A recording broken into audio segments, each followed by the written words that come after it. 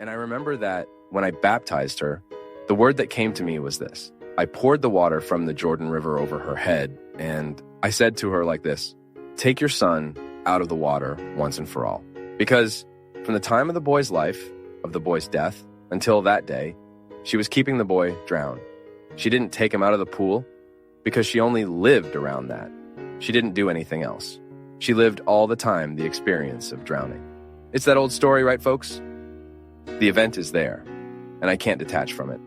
So, no matter how long it has been, the boy is still drowned, the boy is still in the water. Before that word, she decided to react. And it was very beautiful to hear this from them. Father, we are very grateful that that word helped my sister to continue her life. Mrs. Maria Duzzy, I wish I could take this pain out of your heart, but maybe you can also start taking your grandson out of the water. Don't keep him drowned anymore. Don't put your thoughts anymore. Don't fix your idea, your story in his drowning. First thing, remove the guilt. There's no need to find blame for such a tragic story. Even if you find out who's to blame, it won't bring the boy back. It won't solve our pain. No. What we need to do now is to continue life from what we have. We can't take the boy out of there anymore. We can't resurrect him anymore. And we can't bring him back to life. There was no time to do anything, but now there's a beautiful way to make resurrection happen. Restoring life in the family, bringing the joy back. Because we all are deprived, Mrs. Maria Dulce.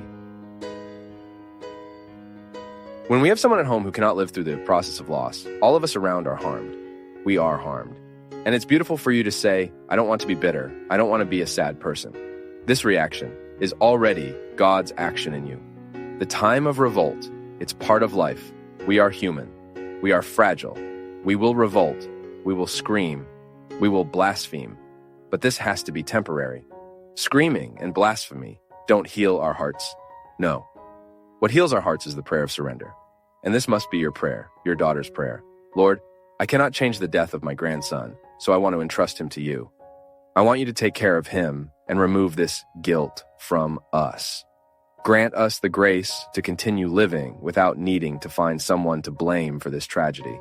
Entrusting to God does not mean we alienate ourselves. No, we only entrust to God what cannot be fixed anymore, because the rest we do. We run after because He is helping us to achieve it. But what cannot be fixed anymore, leave it in His hands. Remove that weight from you.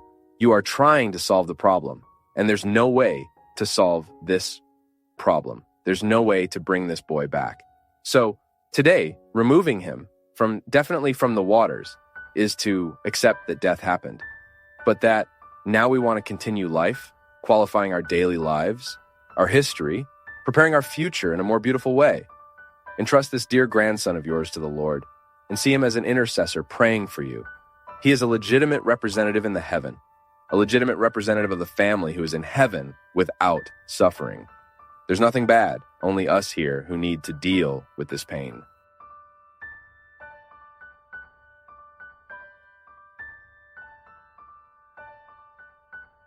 We continue tomorrow in the next video. Complete conference links in the description.